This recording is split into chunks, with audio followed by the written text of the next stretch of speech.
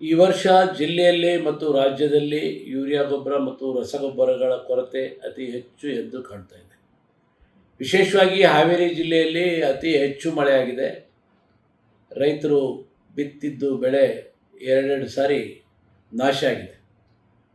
ಮಳೆ ಹೆಚ್ಚಾಗಿ ಬೆಳೆ ನಾಶ ಆಗಿದೆ. ಆ ಬೆಳೆಗೆ ಗೊಬ್ಬರ ಹಾಕಬೇಕು ಅಂತ ಹೇಳಿದರೆ ಯೂರಿಯಾ ಗೊಬ್ಬರ ಸಿಗ್ತಾ ಇಲ್ಲ, DAP ಸಿಗ್ತಾ ಇಲ್ಲ. ಅಧಿಕಾರಿಗಳನ್ನ ಕೇಳಿದರೆ ಸಬು ಬೀಳ್ತಾರೆ, ನಮ್ಮ ಹತ್ರ ಸ್ಟಾಕ್ ಅಷ್ಟಿದೆ ಅಂತ.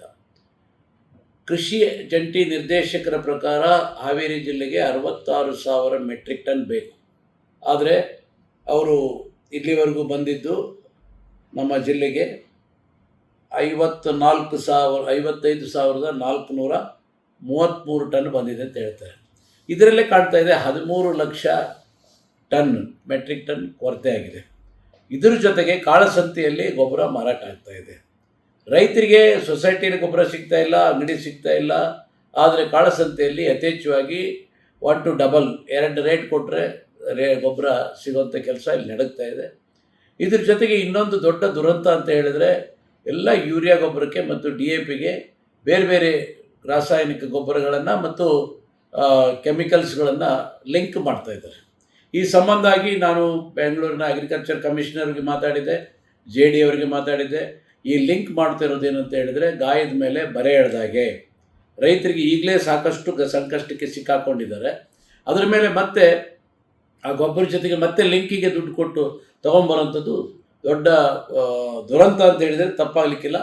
ಆದರೆ ಕೃಷಿ ಅಧಿಕಾರಿಗಳು ರಾಜ್ಯಾದ್ಯಂತ ಮತ್ತು ಜಿಲ್ಲೆಯಾದ್ಯಂತ ಕಣ್ಮುಚ್ಕೊಂಡು ಕೂತ್ಕೊಂಡಿದ್ದಾರೆ ಅಂತ ನನಗೆ ಅನ್ನಿಸ್ತಾ ಇದೆ. ಅವರಿಗೆ ಬಹುಶಃ ಈ ಅತಿವೃಷ್ಟಿಯಾಗಿರೋದು ಅವರಿಗೆ ಸುಗ್ಗಿ ಆಗಿದೆಯೋ ಅಂತ ನನಗೆ ಅನ್ನಿಸ್ತಾ ಇದೆ. ಏನೇ ಹೇಳಿದರೂ ಕೂಡ ಆಯಿತು ಮಾಡ್ತೇವೆ ಅಂತ ಹೇಳ್ತಾರೆ, ಆದರೆ ಯಾವ ಕೆಲಸನೂ ಕೂಡ ಅವರು ಮಾಡ್ತಾಯಿಲ್ಲ. ಇದು ದೊಡ್ಡ ದುರಂತ.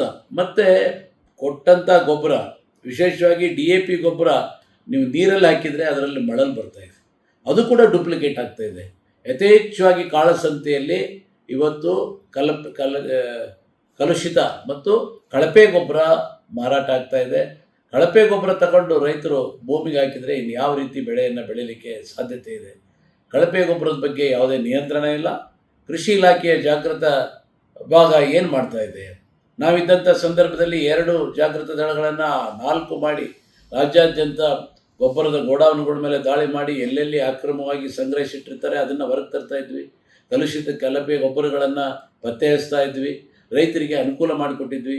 ನಮ್ಮ ಸರ್ಕಾರ ಇದ್ದಾಗ ಎಂದೂ ಕೂಡ ಒಂದೇ ಒಂದು ದಿನ ರೈತರಿಗೆ ಗೊಬ್ಬರದ ಕೊರತೆ ಎಲ್ಲೂ ಕಾಣಲಿಲ್ಲ. ಇವತ್ತು ಗದಗ ಜಿಲ್ಲೆಯಲ್ಲಿ ಗೊಬ್ಬರ ಇರ್ತದೆ, ದಾವಣಗೆರೆಯಲ್ಲಿ ಜಿಲ್ಲೆ ಗೊಬ್ಬರ ಇದೆ.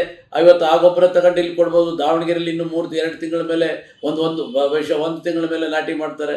ಅಲ್ಲಿ ಬಂದಂಥ ರೇಟ್ಗಳನ್ನ ಪುನಃ ಅಲ್ಲಿ ಕೊಡ್ಬೋದು. ಇವತ್ತು ಇಲ್ಲಿ ಸಮಸ್ಯೆಯನ್ನು ಬಗೆಹರಿಸಬೇಕು. ಇದಕ್ಕೆ ಕೃಷಿ ಅಧಿಕಾರಿಗಳು, ಕಮಿಷನರ್ ಅವರು, ಜಿಲ್ಲಾಧಿಕಾರಿಗಳು ಏನು ಮಾಡ್ತಾ ಇದ್ದಾರೆ ಅಂತ ನಮಗೆ ಅರ್ಥ ಆಗ್ತಾ ಇಲ್ಲ. ಇದರ ಜೊತೆಗೆ ಸಂಪೂರ್ಣವಾಗಿ ಇವತ್ತು 75-80% ಮಳೆ ಹೆಚ್ಚಾಗಿ ಬೆಳೆ ಹಾನಿಯಾಗಿದೆ. ಆದರೆ ಬೆಳೆ ಹಾನಿ ಪರಿಹಾರದ ಬಗ್ಗೆ ಸರ್ಕಾರ ಯಾವುದೇ ಒಂದು ಚಕಾರವನ್ನು ಕೂಡ ಇವತ್ತಿಗೂ ಎತ್ತಾ ಇಲ್ಲ. ಮತ್ತು ಬೆಳೆ ಮಧ್ಯಂತರ ಪರಿಹಾರವನ್ನು ಕೊಡೋ ಬಗ್ಗೆ ಸರ್ಕಾರ ಚಿಂತನೆ ಮಾಡ್ತಾ ಇಲ್ಲ. ಇವತ್ತು ಏನಾಗಿದೆ ಅಂತ ಹೇಳಿದರೆ ಕೇವಲ ತಮ್ಮ ಸರ್ಕಾರವನ್ನು ಉಳಿಸ್ಕೊಳ್ಳೋ ದೃಷ್ಟಿಯಲ್ಲಿ ಕೇವಲ ಬಿಟ್ಟಿ ಭಾಗ್ಯಗಳನ್ನು ಕೊಟ್ಟಿವೆ ಅಂತ ಭಾಗ್ಯದ ಹೇಳ್ಕೊಂಡು ಹೋಗ್ತಾರೆ ಹೊರತು ರೈತರಿಗೆ ಗೊಬ್ಬರದ ಭಾಗ್ಯ ಇಲ್ಲ. ರೈತರಿಗೆ ಬಂದಿರೋದು ಕಳಪೆ ಗೊಬ್ಬರದ ಭಾಗ್ಯ ಬಂದಿದೆ. ರೈತರಿಗೆ ಕಳಪೆ ಬೀಜದ ಭಾಗ್ಯ ಕೊಟ್ಟಿದ್ದಾರೆ. ರೈತರು ಸತ್ಯಾನಾಶ ಆಗ್ತಾ ಇದ್ದಾರೆ. ಗೊಬ್ಬರದ ಕೊರತೆ ಇದ್ದರೂ ಕೂಡ ಜಿಲ್ಲಾಧಿಕಾರಿಗಳಾಗಲಿ, ಜಿಲ್ಲಾ ಉಸ್ತುವಾರಿ ಮಂತ್ರಿಗಳಾಗಲಿ ಎಲ್ಲೂ ಕೂಡ ಒಂದು ಧ್ವನಿಯನ್ನು ಎತ್ತಾ ಇಲ್ಲ. ಜಿಲ್ಲಾ ಉಸ್ತುವಾರಿ ಸಚಿವರು ಬಂದ ಯಾವ ಕೆಲಸನೂ ನೋಡೋದಿಲ್ಲ, ಬರೀ ಉದ್ಘಾಟನೆ ಮಾಡೋದು, ಟೇಪ್ ಕತ್ತರಿಸೋದು, ಹೋಗೋದು ಮಾಡ್ತಾ ಇದ್ದಾರೆ ಹೊರತು ಜಿಲ್ಲೆಯ ಸಮಸ್ಯೆಗಳ ಬಗ್ಗೆ, ಜಿಲ್ಲೆಯ ರೈತರ ಸಮಸ್ಯೆಗಳ ಬಗ್ಗೆ ಯಾವುದೇ ಕ್ರಮವನ್ನು ಜರುಗಿಸ್ತಾ ಇಲ್ಲ. ಇದೊಂದು ರೈತ ವಿರೋಧಿ ಸರ್ಕಾರ. ರೈತರಿಗೆ ಯಾವುದೇ ಆಸರೆಯನ್ನು ನೀಡ್ತಾ ಇಲ್ಲ.